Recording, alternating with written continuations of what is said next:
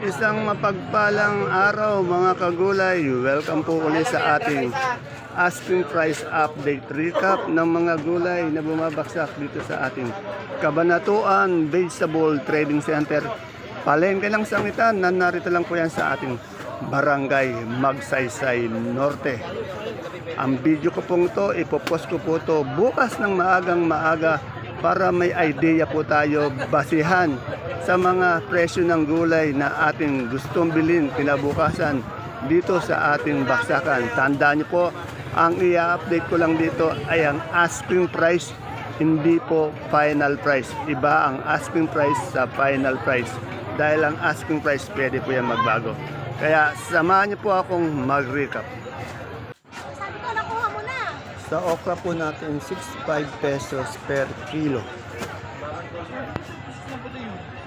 46. Sa ating naman pong beans, 110 hanggang 130 pesos per kilo. Puro asking price lang po yan ha. Kamatis, sabi niya lang po, 90. Sa ating pipinong bakla, 25 pesos per kilo. 5.9. Nakuha na pinidyo, bigyan lang po. Yung ating talong naman po, bumaba din na 60 pesos hanggang 70 pesos per kilo. Halos lahat ng gulay bumaba, pera lang po yung siling Taiwan. Ang palaya, 60 pesos hanggang 70 pesos per kilo. Sa upo naman po, 20 pesos per kilo.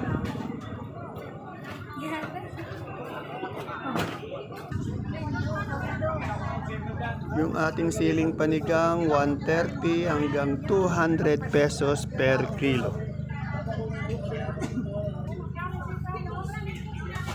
Yung ating bonitong ampalaya, 20 pesos per kilo.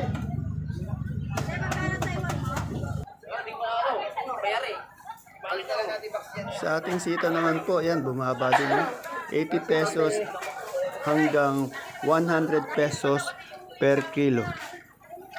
Sa patolang kinis, 25 po per kilo.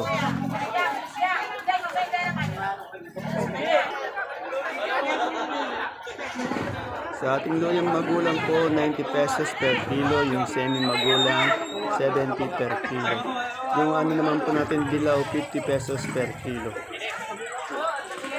Sa mais na puti po, 38 per kilo. Yung mais na dilaw, bumaba na lalo, 28 pesos per kilo. Sa mustasa po, nasa 30 pesos per kilo. Yung pechay po, ganun din po, 30 pesos per kilo.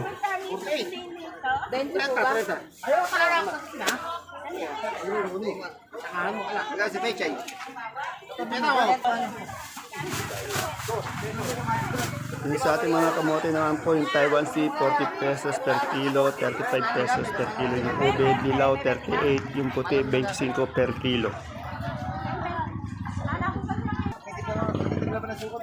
Sa atin namang labong po, 40 pesos per kilo.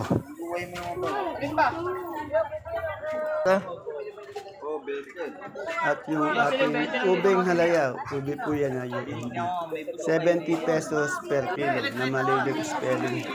Sa galyang puti naman po, nasa 40 per kilo. Yung puti, yung galyang na pula naman po, 30 pesos per kilo, mas mahal yung puti. Yung luya, 90 pesos per kilo. Semi magulang, 70 pesos. Yung dilaw, 50 pesos per kilo. Dito sa presto. Sa patulang palikpik po, 30 pesos per kilo. Nagbabanda ng pipino.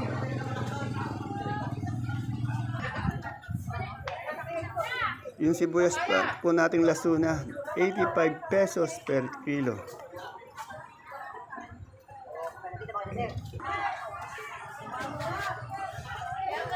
Sa puso naman po natin, 30 pesos per kilo. Yung ating talong na domino po, 70 pesos per kilo.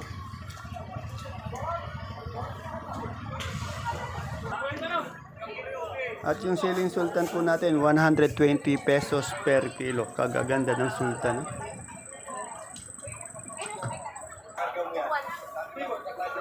Sa ating kalamansi po, umangat po to. 2,000 hanggang 2,100 per bag o red bag o isang buriki, 30 kilos po yan. Medyo umangat po talaga siya. From 1,300. Yung siling Taiwan po, sa kalam po talaga. 500 pesos per kilo. Ayan po ang di nagbabago eh.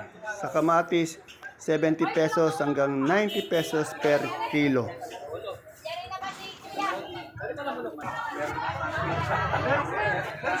Yung ating suprema po nasa 23 per kilo. Yung malaki po yan yung medium 22 eh. 22 per kilo. Yung pipinong puti po natin 25 pesos per kilo.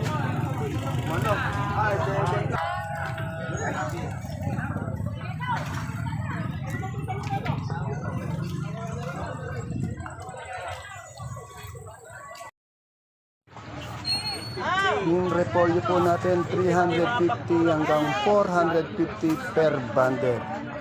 Itong week po na ito, bago magpasko, magtataas po daw yung mga yan. Yung pechay bagyo naman po, 500 pesos per bundle.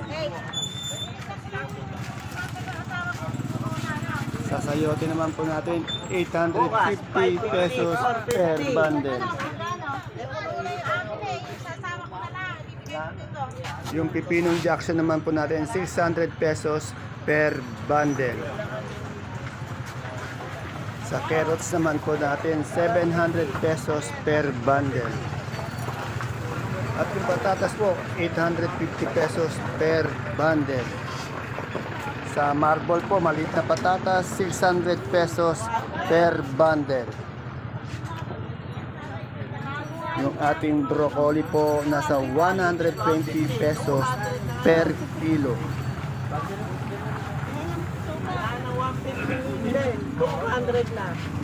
At yung cauliflower po naman natin, 100 pesos per kilo. Yung ating red bell po, yung atsal, no, 200 pesos per kilo.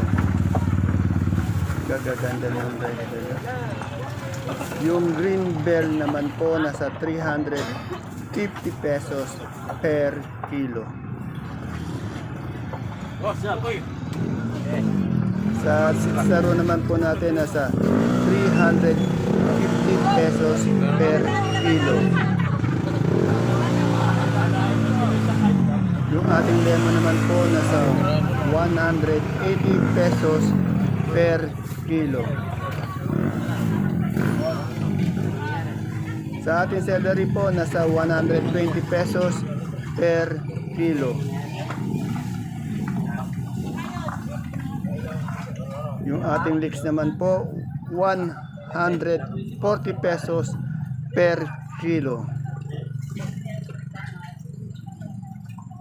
Sa beans naman po natin ngayon, 150 pesos per kilo.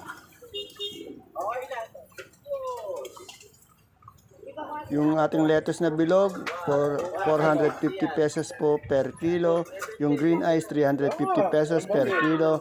Romaine, 350 pesos per kilo. At yung buchay po, 150 pesos per kilo. Sa mga sibuyas naman po, yung puti natin, yung China Big, 550 pesos per bag o red bag. Yung medium, 720 per red bag. Yung Holland naman po, 850 hanggang 950 per red bag. Sa sibuyas na pula naman po, yung China, yung malaki natin, 600 per red bag. Yung ating medium, 850 per red bag. Ganon din naman po yung Holland, 850 pesos per red bag. Ayong bebenta? Kamatis eh. Sa ano naman po natin, super white, sa 550 pesos per pink bag, no? Yung sa bawang na kanso, 450 pesos per bag.